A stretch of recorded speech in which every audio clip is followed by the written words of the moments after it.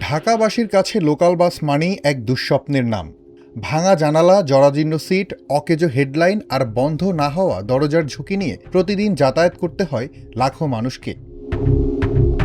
অতিরিক্ত যাত্রী আর বেপরোয়া গতির এই অস্বস্তিকর অভিজ্ঞতা থেকে নগরবাসীকে মুক্তি দিতে এবার রাজপথে নামছে 250টি পরিবেশবান্ধব ইলেকট্রিক বাস। ইউরোপীয় ধাঁচে নির্মিত এই বাসগুলোতে যাত্রা হবে নিরাপদ ও আরামদায়ক। এছাড়া গণপরিবহনে নারীদের যেসব পরিস্থিতির মধ্য দিয়ে যেতে হয় তারও অবসান ঘটবে। ঢাকাকে একটি ক্লিন ও গ্রিন সিটি হিসাবে গড়ে তুলতে সরকারের 12 দফা কর্মপরিকল্পনা রয়েছে। এই পরিকল্পনার অংশ হিসাবে ইলেকট্রিক বাস সার্ভিস চালুর সিদ্ধান্ত নেওয়া হয়েছে। একই পরিকল্পনার অধীনে আগামী 5 বছরে রোপণ করা হবে 25 কোটি গাছ।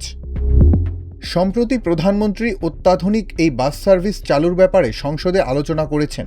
এর আগে রাজধানীর বিভিন্ন রুটে বিআরটিসির এসি বাস সার্ভিস চালু হলেও তা বন্ধ হয়ে যায়। এর ফলে পরিবহন খাতে নতুন কোনো উদ্যোগ গ্রহণ করা হলেও সিন্ডিকেটের কাছে তা মুখ থুবড়ে পড়তে পারে এমন শঙ্কাও রয়েছে। তবে সংশ্লিষ্টরা মনে করছেন, সংসদে প্রধানমন্ত্রীর বক্তব্যের পর পরিবহন সিন্ডিকেট ভেঙে ঢাকার রাস্তায় ইলেকট্রিক বাস সার্ভিস চালুর বিষয়টি এখন আর কোনো স্বপ্ন নয়। পরিবেশ অধিদপ্তর ও ঢাকা পরিবহন সমন্বয় কর্তৃপক্ষের যৌথ তদারকিতে বাসগুলো চালু করা হবে। বিশেষজ্ঞদের মতে ডিজেল চালিত বাস থেকে নির্গত কালো ধোঁয়া বায়ু দূষণের একটি বড় কারণ।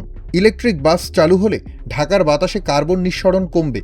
এতে বায়ু দূষণ যেমন কমবে, তেমনি কমবে শব্দ দূষণও।